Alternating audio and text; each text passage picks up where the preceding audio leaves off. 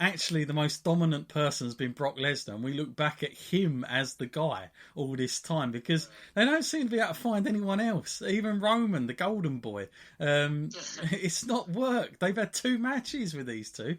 Even he didn't win them. So, honestly, it does make me think now. Maybe I'm just looking too far ahead all the time. Every time Brock wins, maybe I'm just thinking always who's the guy to dismantle him. But actually, it should all be, maybe it is about Brock Lesnar. I know it sounds odd, but maybe this is what we're going to remember. Because his legacy is unbelievable. And as you said, Matt, even when he does lose, there's some sort of thing where he can get out of it. Hook and crook. So, I don't know. It's fascinating. What a career. And yet this guy, it's not really in about the wrestling, is it? But, it's unbelievable. We've got that to come. Just a few other notes from the show. Obviously, Ricochet losing the title match to AJ Styles. I much prefer, by the way, AJ Styles in the heel role. I'm glad they're doing stuff with the club. Much better together. What did you make of the outcome, though, Matt? Because some people have been a bit hit and miss about this. They wanted to see Ricochet have a great match with AJ, but they weren't expecting him to lose it. I mean, I don't know if you can be too disappointed. We spoke earlier about the sort of shift in management and now how things are sort of going more Paul Heyman's way. If you're Ricochet, you can't really complain. He had 2 main events. He's had a great showing on Raw. He beat both Carl Anderson and Luke Gallows. So, he's been made to look good. I just feel like WWE haven't used him perfectly up until this point. So there's still a bit of building for Ricochet. Whereas AJ, he already is an established name. Of course, Carl Anderson, Luke Gallows haven't been doing so well over the recent years. No, that's terrible. So them carrying a belt under the banner of the club kind of helps all 3 of them and actually gives their sort of new stable or albeit like old stable but reinvented a new lease of life. So it actually gives them a bit of credibility and actually makes people sort of look at them again and think, okay, maybe this isn't just the club we've seen before. Maybe they can actually go on and capture some tag team titles in there. Yeah, I'd like to see those 2 guys. So underused since they've got there, those 2 guys. Unbelievable. And of course, the other news, of course, the old former Bullet Club member as well, Finn Balor, losing the title to Shinsuke Nakamura, of all people. Incredible. But again, it's one of those things, Matt, where I know it's like, he's got the kind of, but like, kind of thinking to myself, like, is this really that important? Because again, I go back to the whole change of management thing. I see that as Eric Bischoff looking at Nakamura going, and probably thinking to himself, like, what the hell has WWE been doing with this guy? Why has he been treated so badly, and why has he been forgotten about? I hope so. Puts him back into the spotlight again. I hope so. I hope it is that, and it's not just a filler kind of thing to get Finn Balor out of something. Interesting tweet after Finn Balor saying bye-bye. I'm not sure what that meant, but reading up that he might be taking some time out after SummerSlam, so there's a hint towards probably the outcome of that one. Moving on to Raw, Matt, of course, we had Paul Heyman coming out, talking about how there's going to be a battle royal. They set up a mixed, again, not just a brand only. Anyone can fight for the Universal title, it seems. And they had, they had sort of, 8 guys in it? It was an 8-man one, wasn't it? To decide the number 1 contender for SummerSlam. Interesting names in there. What I was fascinated about this segment, Matt, is, don't know if you picked up on it as well, but every time he sort of got to sort of Cesaro, he said, I'm interested in that one. Or Sami Zayn, I'd really like him to win. And I thought that was quite interesting that he mentioned those 2 guys in particular, because obviously we know he's, probably quite big fans of those 2, or, backstage, especially Cesaro. And I kind of thought for half a second, I thought, maybe Cesaro gets something here. That would be nice. I'd like to see a bit of a change. And Cesaro and Battle Royals, he's pretty good at them because he, took out the Big Show in one of them. But no, I was thinking way too creative as usual. Randy Orton was back in there, Matt, as well. Big E. Good to see him. I mean, I was worried because I heard reports he had a bad neck and that it was pretty serious. So to see him back in action was a massive positive. But the outcome of that match, Seth Rollins. So even though they say, well, we've done away for the fans, we don't have sort of rematch clauses. They do have them. They just don't say it. I think that's what we're led to believe now, Matt. But did that is that made you happy for SummerSlam? This another. Seth, I mean, it feels like Roman Reigns all over again. This at the minute. But yeah, we're going. Seth Rollins, Brock Lesnar. Is this a match that is getting you pumped, or is this not so much? Oh, not so much. We've seen it. We had that match, and we saw how Seth had to get the victory. And after all the hype and all the stuff that he said, and how he was going to beat him and do anything it took, he did do anything it took, but it didn't look great. Oh, yeah. So. I'm not too sure I'm up for that again. I mean, maybe they go a different route. Maybe they do work it the small man versus the big man, go the Daniel Bryan route, the AJ Styles route. I mean, hopefully they do, and it's more sort of on an even level and fair for a match. But I know, like I said earlier, Seth has been the champ, and it hasn't blown me away this time. I mean, I know he's an incredible worker and probably one of the hardest workers they have right now. But you don't always need the title to take your appreciation for that. You know, just the work that he puts in is incredible, and he knows that it is. So he knows he's one of the people carrying the show. Sorry to cut you through there, but I was just thinking when you were saying about worker, and we see this in the past, and you can go way back. What I wonder is, I'm not discounting his ability in the ring, but what I wonder is, even if you go back years and years at a time where someone else suffered from the same sort of thing, our sort of idolised favourite Bret Hart, when he was, he got to the top and then they took it away from him, and he had to have like a whole year of building himself back up. He had to win the King of the Ring and all these type of things. The difference between me that I think is missing with Seth Rollins, at least from my point of view as a fan, is I find it hard to connect with him. I don't know what it is. There's just something that I can't connect with this guy, and I feel he may be. I don't know if he has that with the audience. What about for you, Matt? I mean, do you connect with him? Do you enjoy the character of Seth Rollins? Or because to me, I just think he's missing that, and I think he sounds just too. He just doesn't have that it factor for me. I think as a person, I understand it. Like when you see the 24/7 that I kind of think, not the 24/7, that's the bloody title.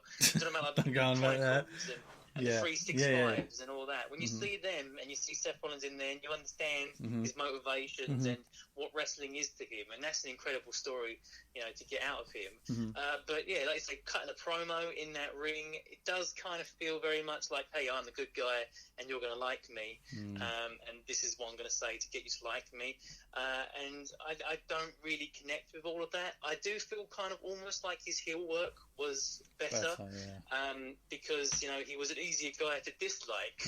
I mean, of course, we saw the real side of him after that, which kind of ruined that, and we saw just how much of a nice guy he is.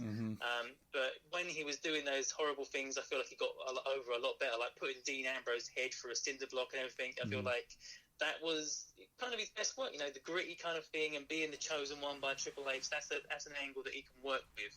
But carrying the stuff on his shoulders, it just kind of feels like the way that he does that, and actually, it's almost like the guy that never gets the credit, and that's why you like him. Yeah.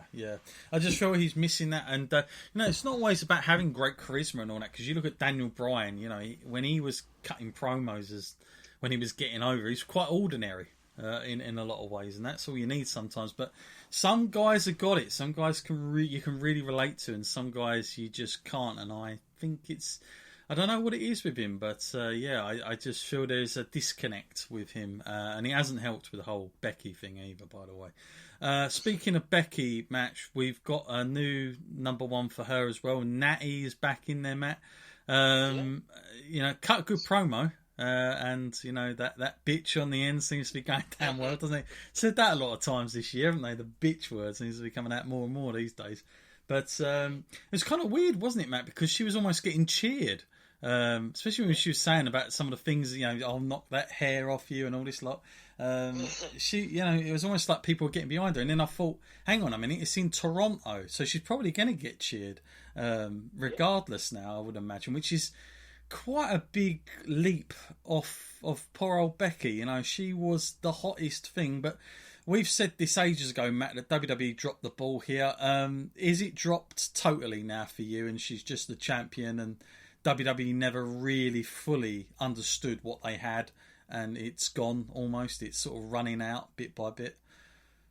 Well, yeah, you could say that. I feel like WWE is to blame completely for this because, like I said, they didn't capitalise it when they could have, and also Lacey Evans as a competitor, you know, she's great in the ring, yeah, sure, but they don't have that chemistry. They don't really connect that well in the ring, and you know, to have her sort of 2 or 3 times now come after that title, it's just so like it's destroyed the momentum that she had. You know, a new challenger every pay-per-view would have been better than going back to the same one. It just kind of goes a bit stale after a while.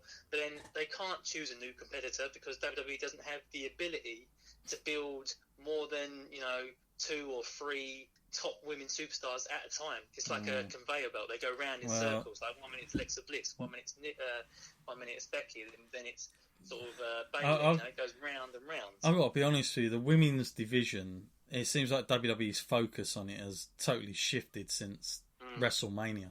I mean, they main evented WrestleMania. I've not seen as much investment in it.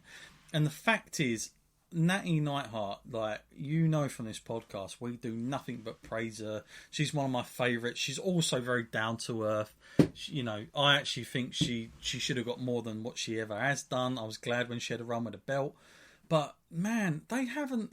Just like poor old Samoa Joe, again, Natty just out of nowhere is getting the shot. And it's like, they haven't really built her. There's nothing to tell me that this is a credible threat. And really poorly done. And I kind of feel like we're going back to the old way, Matt, where the focus is we'll get a different person for the champions each month, and that's it. You know, where it's same for Bayley as well. You know, I mean, there just isn't enough other stuff going on. And these tag team belts, Matt, what on earth is going on with that? God, this is like the biggest mistake ever. Whole nother conversation. Yeah, these belts, they could be the best thing that ever happened to the women's division, but right now they're the worst thing that's ever happened to it because all anyone can do is criticise them, you know, because they don't get used. And this is what we're saying, like, where they need to build more women up into positions where you believe they're sort of credible competitors. And if you have them going for the tag team titles even, you know, not winning them, but still putting on a great match, it gets them in the spotlight, gets them some, like, sort of recognition for their hard work.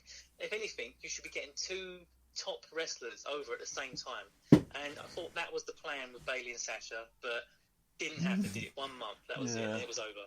Yeah, no, totally with you there. And so something else that happened as well, Matt, we finally got the debut of Bray Wyatt coming out. Of course, it all went black, good reaction. Came on with a mask, took out Finn Balor. I think we know where that one's going now, don't we? I said last time on the podcast, Matt, I said he should try and fake an injury to keep off TV and just keep doing these videos, because as soon as he gets on, give it a couple of months, he'll be down. He'll be typical, usual Bray Wyatt again. That mask, Matt, a lot of people have been fascinated. Is he going to wear it in the ring? Is it practical to wear that in the ring as well? And also, when the lights are turned up, does it have the same effect? Or does it just look like somebody running around the ring with a knockoff sort of Halloween mask on when it's all lit up?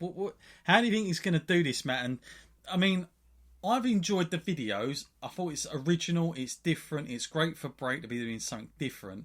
But I thought, hang on a minute, don't feud with Finn first. And of course they did. And I know why they're going to do this, Matt.